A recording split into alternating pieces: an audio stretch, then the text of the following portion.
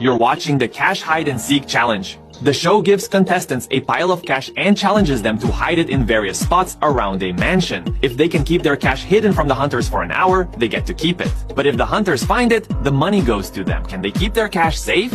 First up, White heads straight to the kitchen. He pulls out a big tub of ice cream from the freezer, scoops out the ice cream, and hides the wrapped cash at the bottom of the tub. He then puts the ice cream back on top.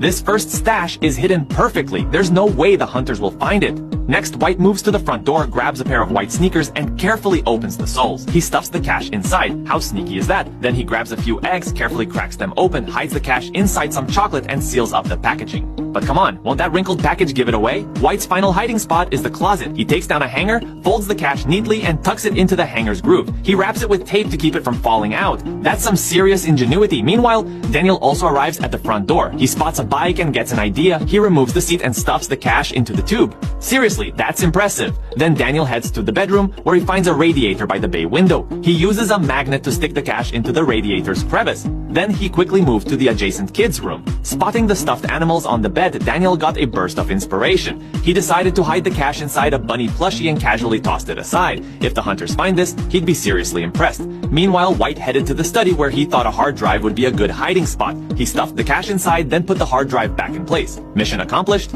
Over at the front door, Carter noticed a hat next to a bike. He casually shoved the cash into the hat's edge and tossed it on a bench. That's pretty laid back. Carter then grabbed an envelope, stuffed a stack of cash inside, and hid it behind a picture frame. Seems like he wasn't too worried about this stash.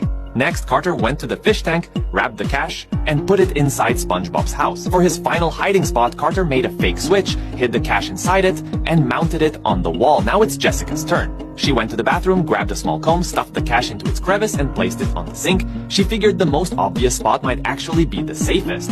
Then Jessica followed Daniel to the study, placing her cash under the keyboard. Simple but effective. After that, Jessica went to the kitchen and hid the cash inside an apple pie. Unless the hunters are hungry, they won't find it. With time running out, Jessica rolled up the remaining cash in a yoga mat and tossed it in the corner. With everyone ready, the game is officially on.